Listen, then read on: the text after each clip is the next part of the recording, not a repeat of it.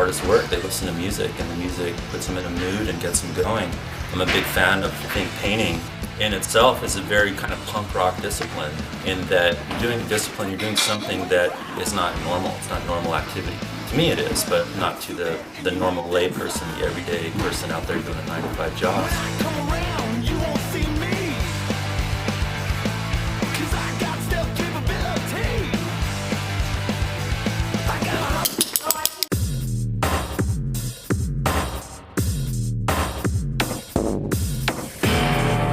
Born and raised in Southern California, I live in Los Angeles, and it's where I live, where I work.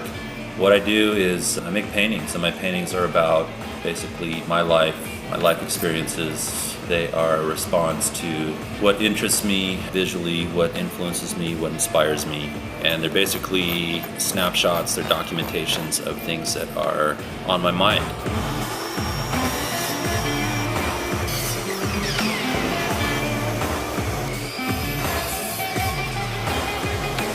Well, I worked for a long time as a carpenter. I have a hard time paying somebody to do something that I can do myself, so I make my own stretchers, mill my own lumber, stretch my own canvas. And I like being in control of what I'm doing from the ground up. For me, building the surface, stretching my own canvas, priming, it's all part of making a painting.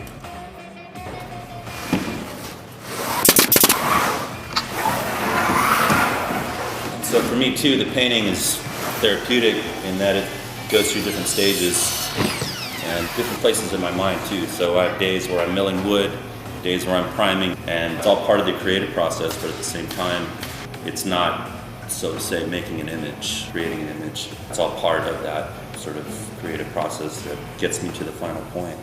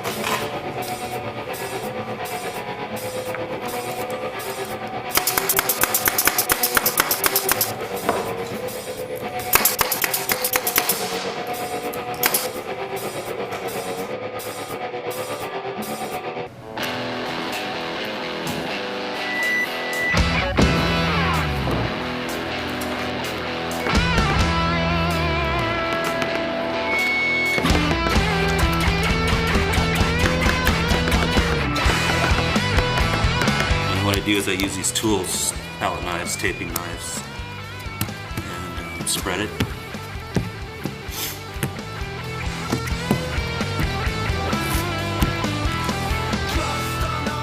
My paintings are about a lot of things that inspire me visually. Born and raised here in Southern California, I grew up surfing, I grew up skateboarding.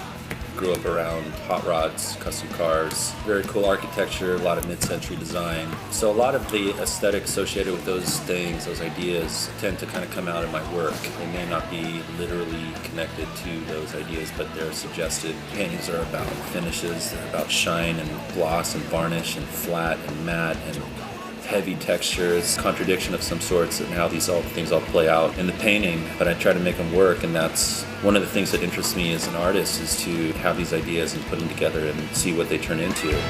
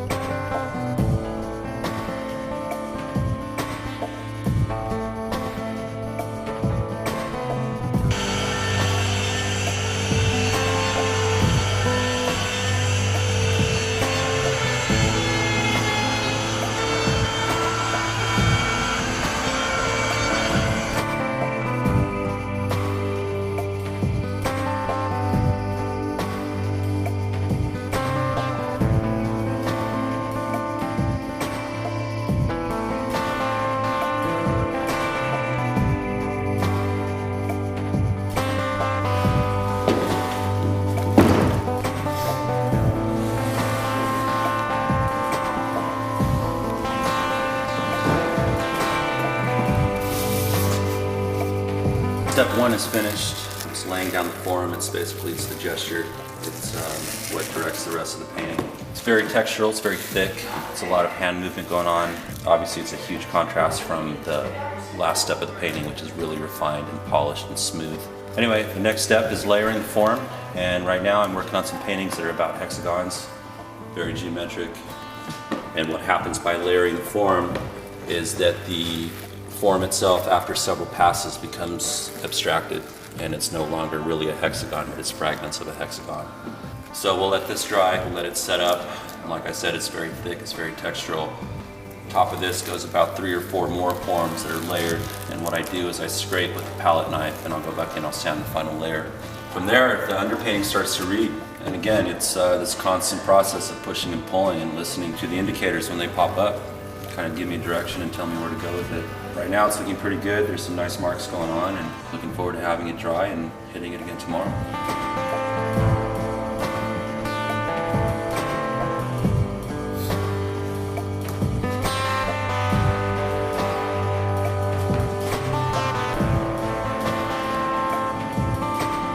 A lot of what's worked is coming through these sort of windows of flat paint.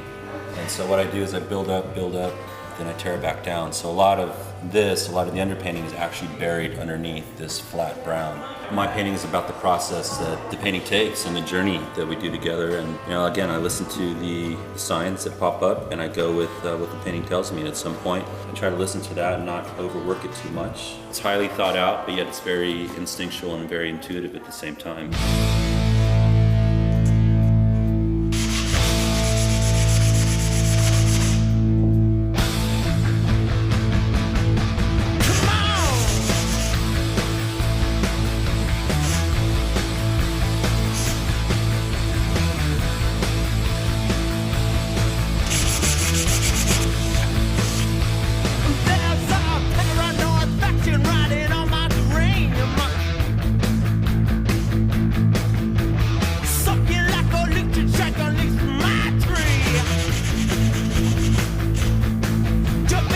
My work is a lot about process. They look like they're highly planned and structured and organized. I listen to the process. There's no plan in going into the painting other than having a kind of general direction of color palette or compositional elements. But the way that the painting itself started and creates itself, it's very organic. And I start out with a gesture, the mark that sort of begins the whole process and leads the way. And from that mark kind of gives off cues, and I try to listen to those cues and pick up on them as the painting unfolds, and I go from there. I layer quite a bit, I pick a motif, I pick a form, and the work generally is about bodies of work, and what I do is I play with forms, and I tend to use a form till it's exhausted. Then that organically morphs into another form. The forms range from organic forms to geometric forms. They kind of do their own thing in the painting. I lay down a color, I lay down a shape, let it dry, lay down another one, and in overlapping it, that shape starts to become abstracted to some degree and takes on a new form, and I go from there. And paintings for me work in a sort of system. I build up another painting, and it's almost like I'm painting backwards. I'm painting the ground, I'm painting all the way up to the top, the surface of the painting. The painting tends to take on different sort of speeds. There's marks in there, there's gestures that are very quick, very fast. Then the painting sort of slows down in some cases.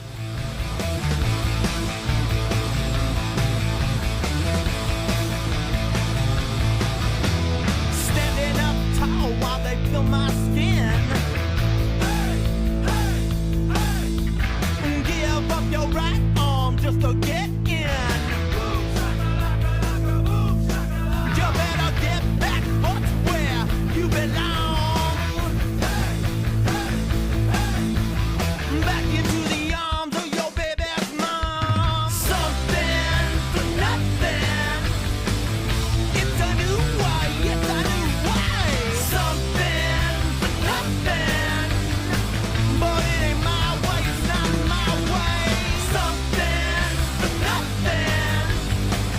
You can keep on singing your blues. Something for nothing. The speed of the painting kind of drops back, and I sit there and I focus on areas that are a little more zen-like and open and meditative. And so again, going back to the idea that I'm playing with all these sort of contradictions in my work, and that I'm putting together elements that don't necessarily fit in concept, but in execution, they Something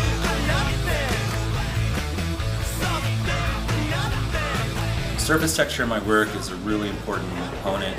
You know, I talked a little bit about the contradiction between certain things and putting them together in a piece and how do they work themselves out. And you know, my paintings are a lot about surface qualities. They go back to my interest in surfboards and hot rods and skateboards, and you know, not only the graphics that are associated with those styles, but also the physical texture, the fiberglass component to a surfboard, and as well as a skateboard, and the heavy varnishing of a car. Also gives a nod to history and what's happening here in Los Angeles during the 60s and 70s, you know, with the Finnish fetish movements and light and space and stuff like that. So in a very kind of subtle way, my paintings are highly influenced by those movements as well. I love things that don't work well together, but then you put them together and you force them to work well together. And I think that's how my paintings work. These heavy textures next to something that's smooth and sanded down and refined and really polished and slick, and flat against shiny, and thick against thin and transparent. And you know, these are all things that interest me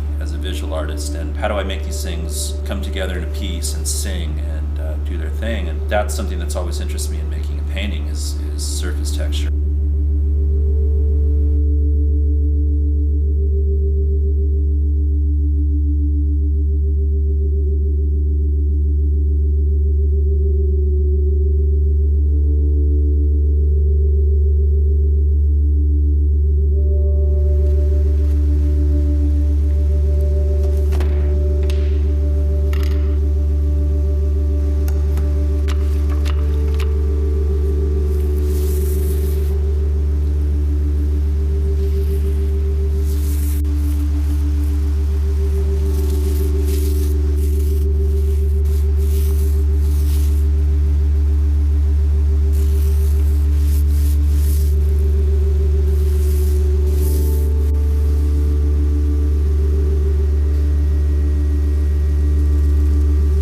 To study with some really incredible people at Claremont, one being Roland Rees and the other being Carl Benjamin, and two really big influential figures in the LA art scene. And from there, not only did I gain a lot of knowledge and wisdom from these two, but I established some really incredible friendships, and even until this point, really tight and really close with those two individuals. Not to mention how their work has really inspired me and influenced me to do what I do as a painter.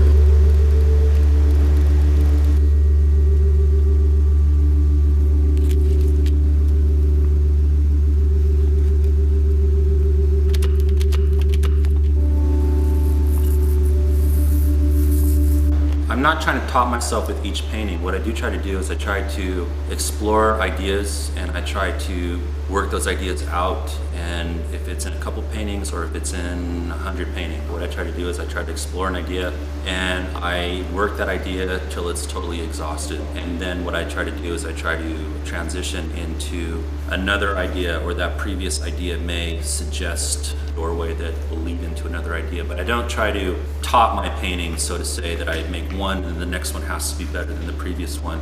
For me, it's just all about this sort of natural progression and exploration of ideas. What I try to do basically is I try to stay real conscious about the rhythm that my work takes, and that if I put together an exhibition, I may spend 4 to 6 months preparing that exhibition, and I can see the growth of the work from painting number 1 to painting number 25. There's a definite growth, an organic growth that happens. And then the next body of work will springboard off of that, and I'll be conscious in approaching that. That will kind of lead into another body of work.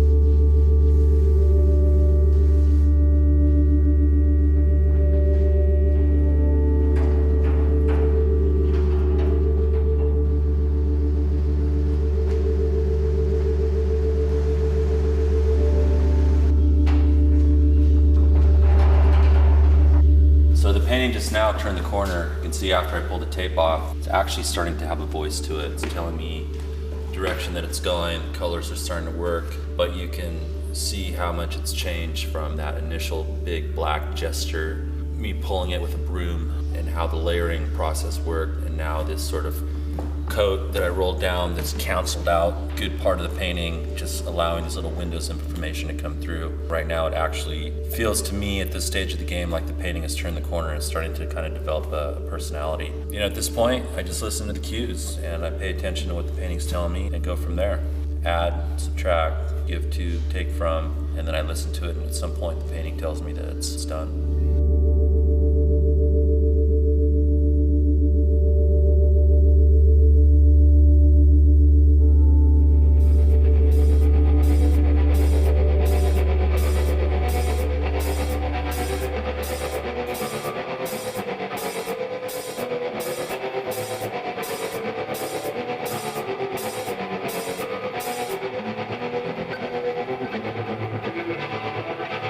I don't think there's much competition. I think they're two totally different disciplines, but they all share the idea of being conceptual. For me, I gravitate towards painting and making paintings. There is a high degree of thinking involved, conceptualizing. At least in my work, it kind of walks that line of being both intuitive and highly structured. So I think with that, you have to sort of let nature take its course and also like listen to the brain. Be very organized in your movements. Unless it's something that's extremely thought-provoking, to me it's very boring. The level of craft, I don't mean craft in the corny sense, but the level of craft there, it's about ideas. There's nothing much to show regarding conceptual art. It's about excitement, it's about visual excitement, it's about walking in and being blown away by something that's just visually just amazing. And if I have to think too much, if I have to read some big dissertation about what the piece of art is, I've lost interest.